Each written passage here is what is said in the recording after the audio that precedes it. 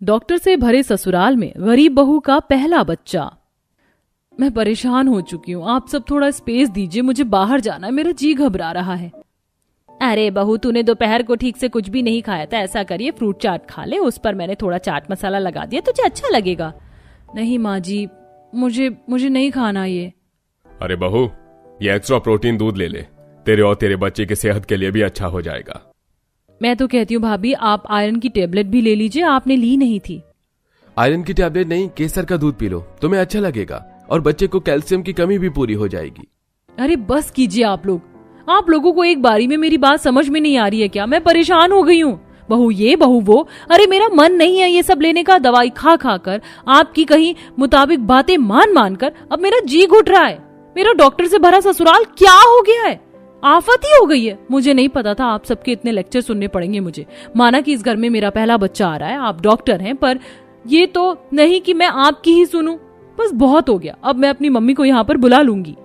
अनुपमा की यह बात सुन पूरे ससुराल वालों को बुरा लगता है। अनुपमा जैसे तैसे उठकर फोन लेकर दूसरे कमरे में जाकर बैठ जाती है। आखिर अनुपमा क्यों अपने डॉक्टर से भरे ससुराल वालों से चिढ़ रही थी? क्या सच में ही ससुराल वालों की रोक टोक से बहुत परेशान हो रही थी, या उन्होंने डॉक्टर होने के नाते बहुत अच्छे से बहू का ख्याल रखा है? आइए जानने के लिए कहानी के शुरू में चलते हैं, जहां बहू डॉक्टर से भरे ससुराल में शादी करके आती है। सास नहीं, नंद नहीं, बहू को छोड़कर सब वहां पर डॉक्टर थे और नंद डॉक्टर बनने के लिए अभी ट्रेनिंग पर थी। एक दिन बहू छत से कपड़े लेकर आ रही थी कि 2 सीढ़ी से गिरकर उसकी कोहनी में चोट लग जाती है। आजी, हाय मेरी कोहनी। भाभी आप गिर कैसे गई? उठिए, मैं कपड़े उठाती हूँ, लगता है ड्रेसिंग करनी होगी आपके हाथ पर, चलिए। हाँ। नंद एक तरफ सारे कपड़े उठाकर रख देती है और अपनी भाभी को उसके कमरे में ले जाती है। तभी सास अपनी क्लिनिक से आकर बहू के पास जाती है, जहां नंद उसकी ड्रेसिंग करने की कोशिश कर रही थी। भाभी आप चिंता मत करना, आप ठीक हो जाएंगी, नॉर्मल चोट है। आउच, अगर नॉर्मल चोट है तो ऐसा करो, तुम बैंडेज लगा दो, ये पट्टी वट्टी मत करो, काम करने में मुझे परेशानी होगी। नहीं वैशाली, नहीं बहू, तुम दोनों इनमें से कुछ भी मत करो, पहले मुझे देखने दो कैसी चोट है। कभी कभार बैंडेज से चोट ज्यादा उभर जाती है, लेने के देने पड़ जाते हैं। फिर सास बहू की चोट को ढंग से देखती है। बहू तुम चिंता मत करो, ये चोट तुम्हारी खुली हवा में रखने वाली चोट है, इस पर कुछ भी मत लगाना, बस जो दवाई दे रही हूँ वो लगाना, बांधना नहीं है इसे। अच्छा हुआ माँ जी आपने बता दिया, कुछ तो फायदा है मुझे अपने डॉक्टर से भरे ससुराल से। हाँ बहू, घर में कोई भी दिक्कत हो तो किसी को भी बता देना, और ये लड़की तो अभी ट्रेनिंग पर है, इसे इतनी नॉलेज का है। वैशाली तू भी ना। हाँ ठीक है, आप मुझे ऐसे घूर क्यों रही हैं? मैं तो भाभी की मदद करना चाहती थी। ठीक है मैं चलती हूँ, भाभी आप रेस्ट कर लीजिए, मेरी नाइट शिफ्ट है आज की, तो मुझे जाना होगा। ठीक है। फिर नंद कुछ देर अपने कमरे में सोती है। शाम का खाना सास बना देती है, जिसे खाकर वैशाली अपने हॉस्पिटल जाकर नाइट शिफ्ट करती है। डिनर के टाइम अनुपमा के हाथ में दर्द होता है। माँ जी मुझे बहुत दर्द हो रहा है, खाना भी नहीं खाया जा रहा है, जरा सीधे हाथ में चोट लगी है। चिंता मत कर, तू ठीक हो जाएगी। अरे तुम्हारी चोट कैसे लग गई? चलो आज मैं तुम्हें खिला देता हूँ। जा बहू को अंदर ले जा, आराम से खाना खिला दे। फिर दोनों पति पत्नी अपने कमरे में चले जाते हैं, जहां अविनाश अनुपमा को अपने हाथ से खाना खिलाता है और मौके का फायदा उठाकर ससुर भी सास को खाना खिलाता है, तो अमृता शर्मा जाती है। बस कीजिए, मौके का फायदा उठाना तो कोई आपसे सीखे, 55 के हो गए लेकिन बचपना नहीं गया। अगर मेरा बचपन चला जाएगा तो तुम्हें छेड़ेगा कौन? 2 महीने गुजरते हैं। एक दिन अनुपमा अचानक से बेहोश हो जाती है। तभी अविनाश उसका चेकअप करके घर में खुशखबरी देता है। ये तो कमाल हो गया, मैं बाप बनने वाला हूँ। माँ पापा आप दादा दादी बनने वाले हैं और मेरी चुटकी बुआ जी। अविनाश वाह, तूने क्या खुशखबरी दी है। अब तो इस घर में एक और छोटा सा डॉक्टर आने वाला है, जो हमारे हॉस्पिटल को और आगे बढ़ाएगा। बहू अब तुम्हारा सारा ध्यान हम रखेंगे, क्योंकि ये तो डॉक्टरों का ससुराल है ना, और तुम्हें कुछ भी चाहिए होगा ना बता देना, सब कुछ यहीं हो जाएगा, चेकअप भी। वैशाली शुगर फ्री मिठाई लाकर सबको खिलाती है। सब नाचते हैं। कुछ देर बाद बहू थोड़ा तेज चलकर रसोई में जाती है तो सास, अरे बहू ये तुम क्या कर रही हो, थोड़ा आराम से चलो, प्रेगनेंसी में इतना तेज नहीं चलना चाहिए। ठीक है माँ जी। भाभी देखिए मैं आपके लिए मैंगोज लेकर आई हूँ, आपको अच्छा लगेगा, खा लीजिए, नहीं पसंद है तो मैं इसका जूस बना देती हूँ। नहीं मुझे आम का जूस नहीं पसंद है, मैं ऐसे ही खा लूंगी। भाभी एक बार ट्राई तो कीजिए, रुकिए मैं अभी आम का जूस बनाकर लेकर आती हूँ। वैशाली जबरदस्ती अनुपमा को आम का जूस बनाकर पिला देती है। कुछ देर बाद बहू अपने आप मटर पनीर की सब्जी बनाकर खा रही होती है तो सास प्लेट पीछे खींच लेती है। बहू, ये तुम क्या कर रही हो? इतना ऑयली खाना तुम्हें गर्भावस्था में नहीं खाना है, बच्चे के लिए ठीक नहीं है। और भूलो मत, मैं गायनोकोलॉजिस्ट हूँ। हरी सब्जी, पत्तेदार सब्जी खानी चाहिए आयरन के लिए। आज तुम टिंडे या लौकी की सब्जी खाओगी। माँ जी, वो मुझे बिल्कुल नहीं पसंद है, मेरा कुछ चटपटा खाने का मन कर रहा है। नहीं बहू, तुम्हें ऐसा वैसा कुछ नहीं मिलेगा। मजबूरन अनुपमा को शाम के खाने में टिंडे की सब्जी खानी पड़ती है। वो कुछ देर के लिए छत पर बैठ जाती है, तब पति उसे सुनाकर नीचे ले आता है। अनुपमा, तुम भूल गई हो क्या? एक बार तुम सीढ़ियों से गिर गई थी। ऐसी हालत में तुम्हें सीढ़ियों पर नहीं जाना चाहिए। लेकिन अविनाश जी, 3 महीने तक परहेज करना होता है और वो तो 4था महीना है। मैं एक ही जगह अपने कमरे में तो नहीं रह सकती, मुझे थोड़ा चलने फिरने भी नहीं देते हैं। देखो, तुम्हारा ससुराल डॉक्टर से भरा है, कोई तुम्हें गलत सलाह नहीं देगा, बात मान लिया करो। ऐसे ही बहू का 5वां महीना लग जाता है। घर वाले उसे कुछ पसंदीदा चटपटा खाने पीने नहीं देते। उल्टी होती है तो ससुर उल्टी की गोली दे देता है। बहू, इसे खा लो, फिर तुम्हें ठीक लगेगा और तुम्हारा खाना भी डाइजेस्ट हो जाएगा। वरना बार बार ऐसे उल्टी करोगी तो न तुम्हें खाने को कुछ मिलेगा और न बच्चे को। जी पापा जी, मैं कह रही थी मुझे कुछ बाहर से छोले भटूरे या मोमोज खाने का मन कर रहा था, वो मंगवा दीजिए, वरना घर में ही बनवा दीजिए। नहीं बहू, ऐसे समय में तुम्हें ये सब नहीं खाना चाहिए। तुम हेल्दी चीज लो। हद हो गई है, मैं तो अपने मन का कुछ कर ही नहीं सकती हूँ। इन सब लोगों ने मुझे परेशान कर दिया है।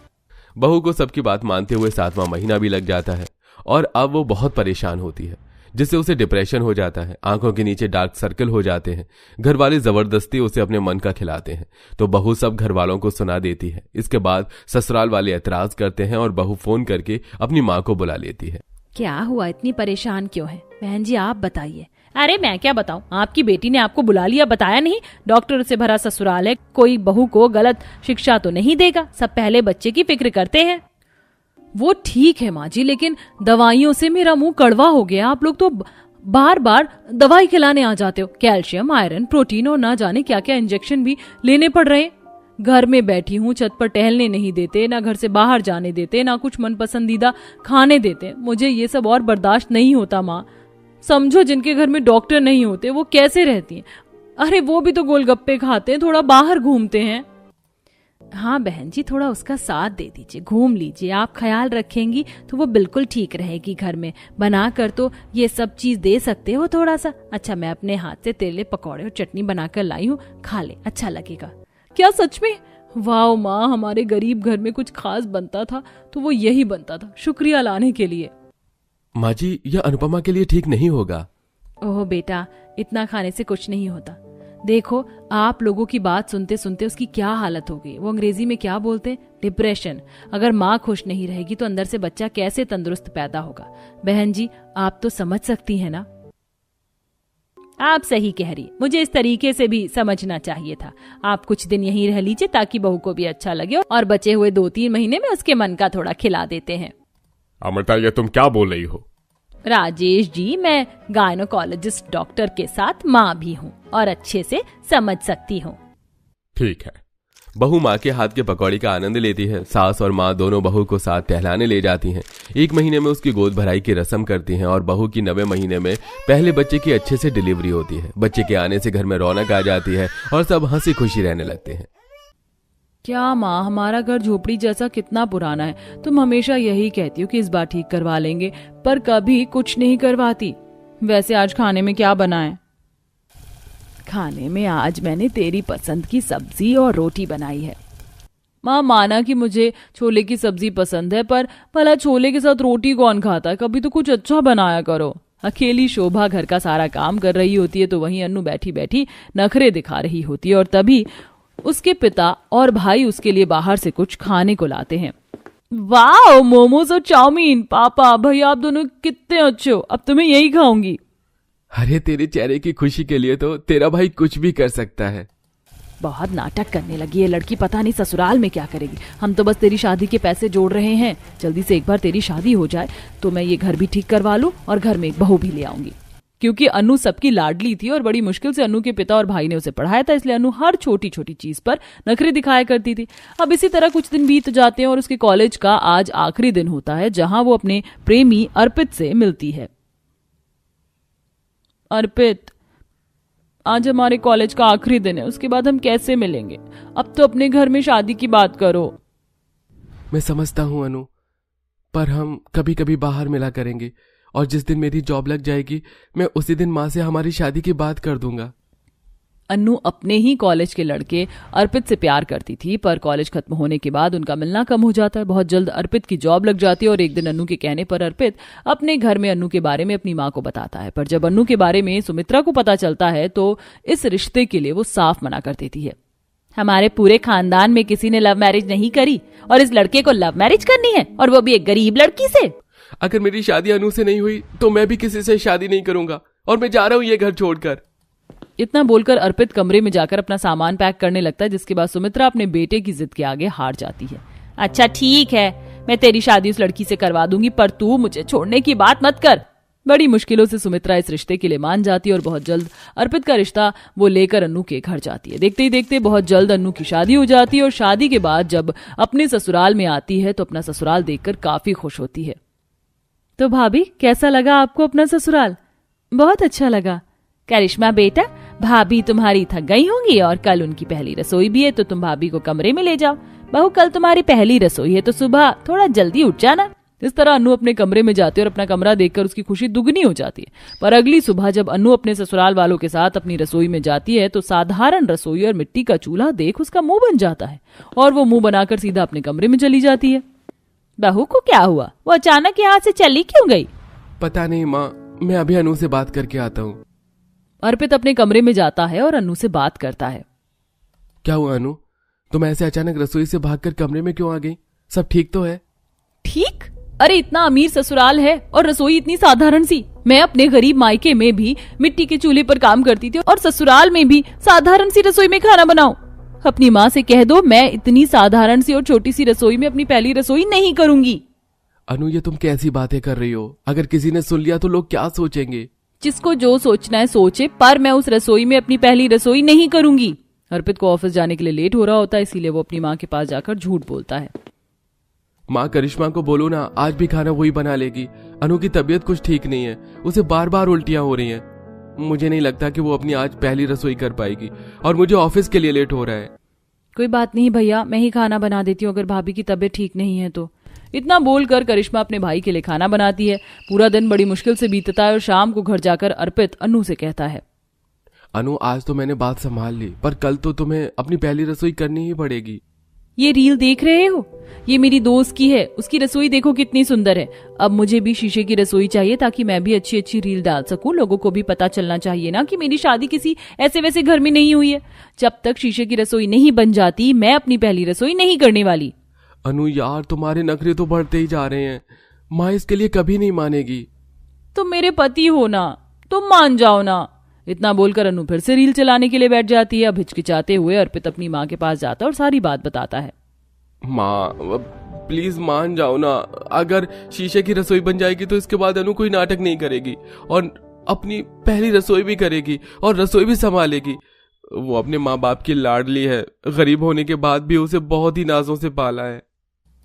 अर्पित, मैंने भी तेरी बहन को और तुझे बड़े ही नाजों से पाला है, पर तुम दोनों के तो नखरे नहीं है। अब बहू चाहती है कि शीशे की रसोई बने तो ठीक है, मैं बनवा दूंगी, पर कल को अगर उसे परेशानी हुई तो मुझसे उम्मीद ना रखे। बहुत नखरे झेल रही हूं मैं उसके। सुमित्रा मुंह बनाकर अगले ही दिन घर में शीशे की रसोई बनवाने का काम शुरू करवा देती है और इसी तरह 2 दिन के अंदर शीशे की रसोई बनकर तैयार हो जाती है, जहां वो कांच के बर्तन और नॉर्मल सिलेंडर भी रखती है। अपनी शीशे की रसोई देख अब अन्नू बहुत खुश होती है। वाह, मेरी शीशे की रसोई कितनी अच्छी लग रही है। माँ जी, अब आप मुझे बता दीजिए आपको खाने में क्या चाहिए, मैं यूं फटाक से बनाकर लाती हूँ।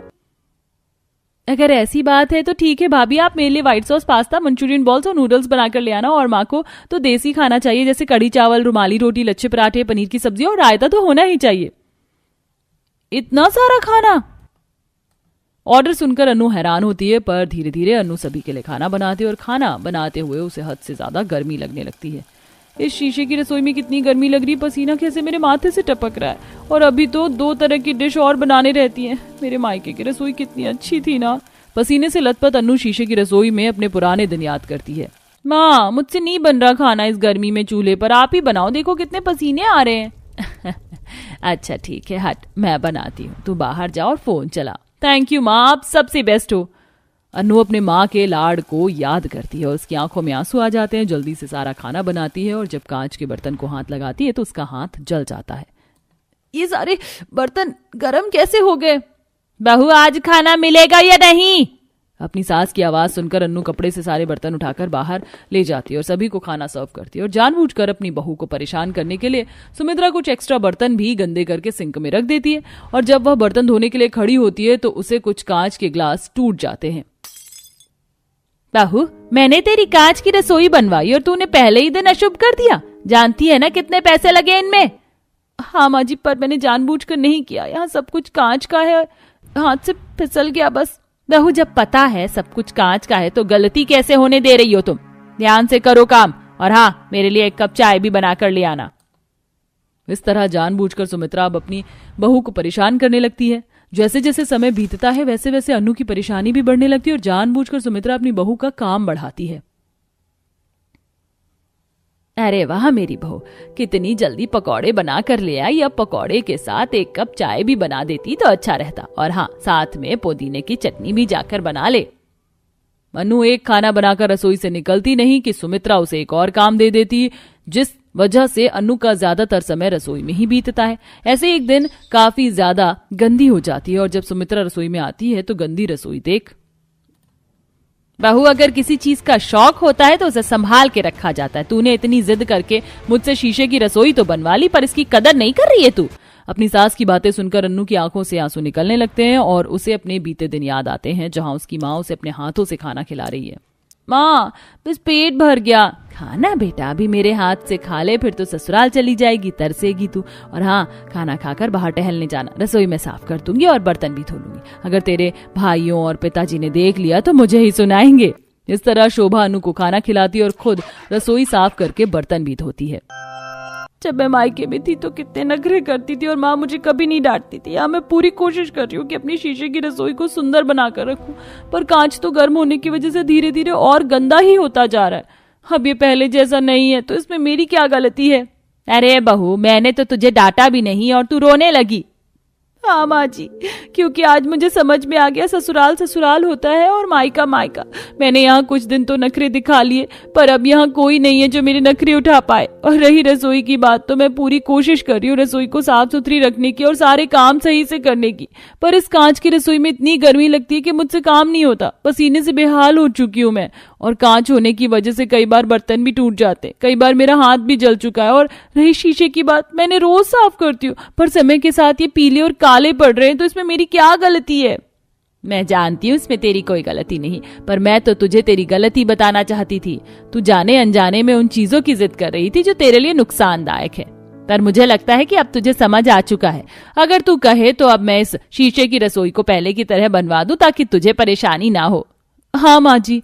उस दिन अनु को अपनी सास की ना सिर्फ बात समझ में आती है बल्कि उसे अपनी गलती का भी एहसास होता है, जिसके बाद सुमित्रा एक बार फिर शीशे की रसोई को साधारण रसोई में बदल देती है, जहां अब खुशी खुशी अपने घर वालों के लिए खाना बनाती है।